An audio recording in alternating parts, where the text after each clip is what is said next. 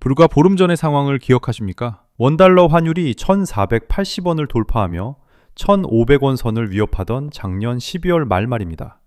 당시 정부는 구두 개입과 국민연금 외환 수합이라는 가용 자원을 총동원하며 환율을 1,440원대까지 끌어내렸습니다. 하지만 1월 13일 현재 환율은 다시 1,473원까지 치솟으며 1,500원 고지를 향해 가파르게 상승하고 있습니다. 정부의 통제력이 무색하게 단 2주 만에 제자리로 돌아온 이 현상은 시장이 더 이상 대한민국 원화를 신뢰하지 않는다는 강력한 신호입니다. 대한민국 원화는 전 세계 주요 64개국 통화 중 가치 하락폭이 5번째로 큰 거시 경제적 위험 지표를 기록하고 있습니다. 이는 경제 위기를 겪고 있는 일부 신흥국들과 유사한 수준의 변동성입니다. 선진국 경제의 연착륙을 자신하던 한국 경제가 어째서 이런 구조적 취약성을 드러내게 된 것일까요? 단순히 대외 환경의 변화 때문이 아닙니다. 매년 200억 달러에 달하는 대미 관세 압박과 전년 대비 17% 급감한 외국인 직접 투자는 우리 경제의 기초 체력이 한계에 다다랐음을 보여줍니다. 여기서 환율 변동은 기업의 영역일 뿐이다 라고 간과하며 관심을 돌리려는 분들, 잠시만 집중해 주십시오. 환율의 불안정성은 수입 물가 상승을 유발하여 여러분의 실질 구매력을 즉각적으로 저하시킵니다. 정보를 선점한 이들은 이미 달러 자산으로 포트폴리오를 전환하며 자산 가치 하락에 대비하고 있지만 시장의 흐름을 읽지 못하는 분들은 공들여 쌓아온 노동의 대가가 시장에서 저평가되는 것을 속수무책으로 지켜보게 될 것입니다. 이것은 세대를 불문한 온 국민의 경제적 생존이 달린 문제입니다. 22년 만에 1인당 GDP를 대만에 역전당한 현실 속에서도 정책 결정자들은 본질적인 규제 혁신보다는 대외 변수 탓으로 일관하고 있습니다. 기존의 수출 공식은 동력을 잃었고 증시는 특정 종목에만 의존한 채 불균형한 성장을 이어가고 있습니다. 과연 우리 경제에 자생적인 회복 시나리오는 존재하는 것일까요? 오늘 생존의 경제학은 대한민국 경제를 흔드는 4대 핵심 리스크를 심층 진단합니다. 환율 회귀 현상 이면에 숨겨진 구조적 결함과 자본 이탈의 실체, 그리고 이 불확실한 시대에 당신의 자산을 지킬 수 있는 전략은 무엇인지 정밀하게 분석하겠습니다.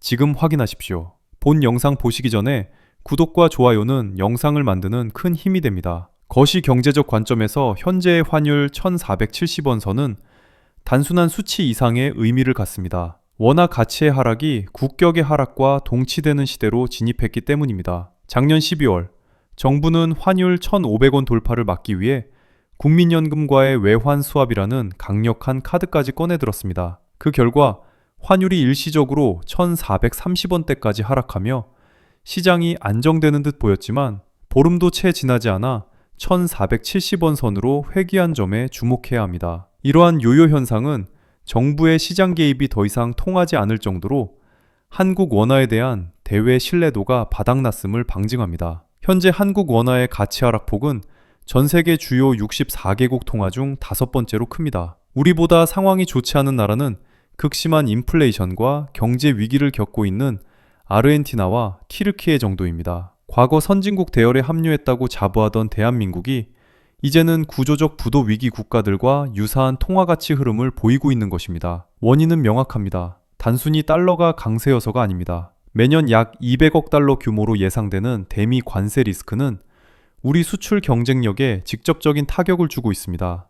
여기에 외국인 직접 투자, FDI 지표가 전년 대비 17% 급감했다는 사실은 시사하는 바가 큽니다. 자본은 수익이 나지 않는 곳에 머물지 않습니다. 한국에 공장을 짓거나 투자할 매력이 사라졌다는 외국인 투자자들의 냉정한 판단이 자본 이탈과 원화 가치 하락이라는 결과로 나타나고 있는 겁니다. 결국 지금의 환율 폭등은 일시적인 변동이 아니라 우리 경제의 기초 체력, 즉 펀더멘털이 무너지고 있다는 강력한 신호입니다. 원화 가치를 방어할 근본적인 동력이 상실된 상태에서 정부의 단기적인 개입은 밑빠진 독에 물 붓기일 뿐입니다. 하지만 문제는 여기서 끝이 아닙니다. 환율의 위기는 곧바로 우리 자본시장의 왜곡과 개인 투자자들의 손실로 이어지고 있습니다. 자본시장의 지표를 조금 더 정밀하게 들여다보겠습니다.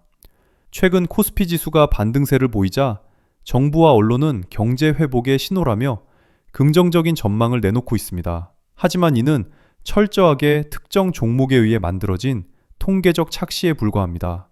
지수가 상승하는 겉모습과 달리 대다수 개인 투자자의 실질 수익률은 처참한 수준을 기록하고 있기 때문입니다. 데이터가 이를 증명합니다. 최근 지수 상승분의 무려 88%가 삼성전자와 SK하이닉스 단 두 종목에서 발생했습니다. 반도체 업황의 일시적인 개선이 전체 지수를 끌어올리는 견인차 역할을 한 셈입니다. 문제는 그 이면입니다. 상장된 750여 개 종목 중 약 80%에 달하는 대다수 기업의 주가는 오히려 하락하거나 정체 상태에 머물러 있습니다. 즉, 반도체 대장주를 보유하지 않은 대다수 개인 투자자의 포트폴리오는 시장 수익률을 전혀 따라가지 못한 채 심각한 평가 손실을 기록하고 있다는 뜻입니다.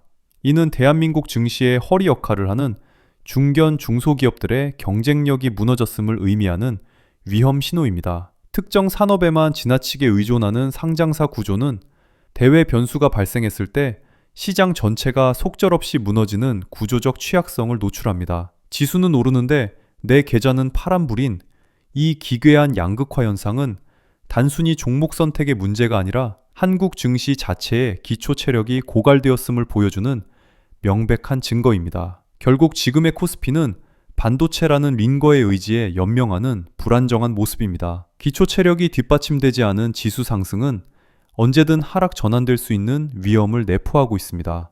더 심각한 것은 이러한 국내 시장의 불확실성에 지친 자본이 이미 국경을 넘어 더 안전하고 수익성이 높은 곳으로 대이동을 시작했다는 사실입니다. 국내 증시의 불확실성이 심화되면서 자본의 해외 이탈, 즉 엑소더스 현상이 통제 불가능한 수준으로 치닫고 있습니다. 올해 1월 단 9일 만에 미국 주식시장으로 빠져나간 자금만 무려 2조 8,300억 원에 달합니다. 이는 관련 통계 작성 이래 역대 최대 규모입니다. 시장의 자생력이 상실된 상황에서 투자자들이 선택한 생존 전략은 결국 탈한국이었습니다. 정부는 이러한 자본 유출을 막기 위해 국내 복귀 시 양도소득세 면제라는 파격적인 유인책을 제시했습니다. 하지만 시장의 반응은 냉담합니다. 투자자가 가장 우선시하는 가치는 세금 몇 %를 아끼는 것이 아니라 자산의 가치를 지키고 수익을 낼 수 있다는 확실성에 있기 때문입니다.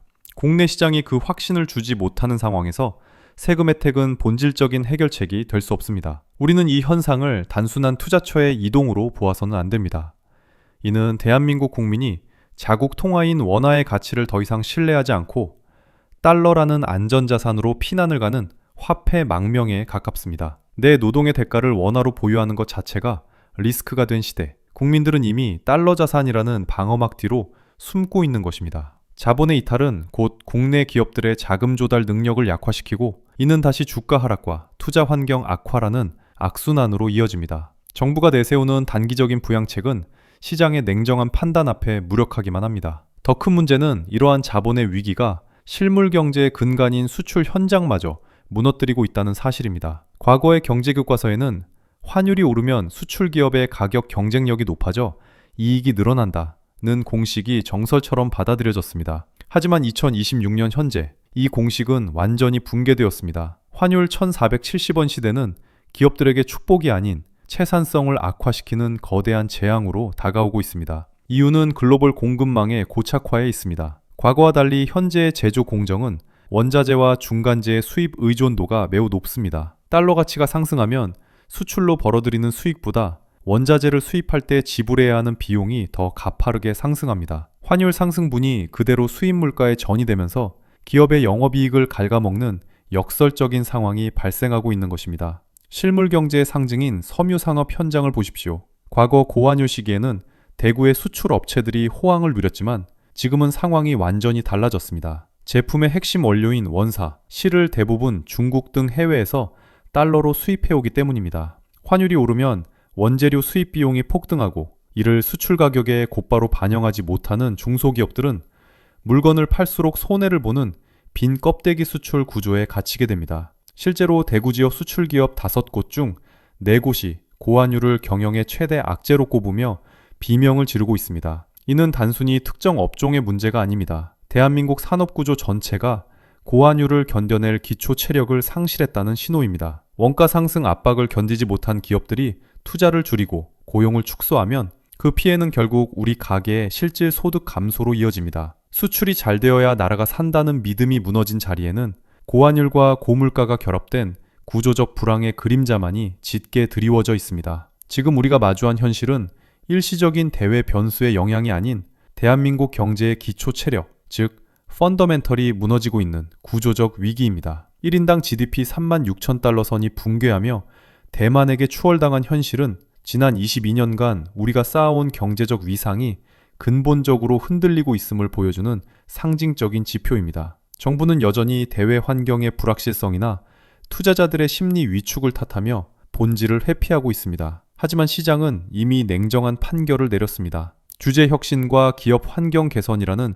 근본적인 체질 개선 없이는 반도체라는 단일 산업의 성과만으로 국가 전체의 경제를 지탱하는데 한계가 왔음을 환율과 자본 이탈이 증명하고 있습니다. 이러한 거시경제의 위기 속에서 국가가 내 자산을 지켜줄 것이라는 기대는 위험합니다. 정책 결정자들의 대처가 늦어질수록 그 피해는 고스란히 개인의 실질 자산 가치 하락으로 전이됩니다. 지금 우리에게 필요한 것은 막연한 낙관론이 아니라 시장의 신호를 냉정하게 읽어내고 대응하는 생존 전략입니다. 여러분은 이제 스스로의 삶과 자산을 지키는 유능한 결정권자가 되어야 합니다. 내 노동의 가치가 담긴 통장이 환율 폭등과 물가 상승이라는 거센 파도에 휩쓸려가지 않도록 자산 포트폴리오의 구조적 결함은 없는지 끊임없이 점검하십시오. 국가의 정책에 수동적으로 끌려가는 것이 아니라 변화하는 경제 지형 위에서 주도적으로 자산의 방향타를 잡아야 한다는 뜻입니다. 현상 너머의 본질을 꿰뚫고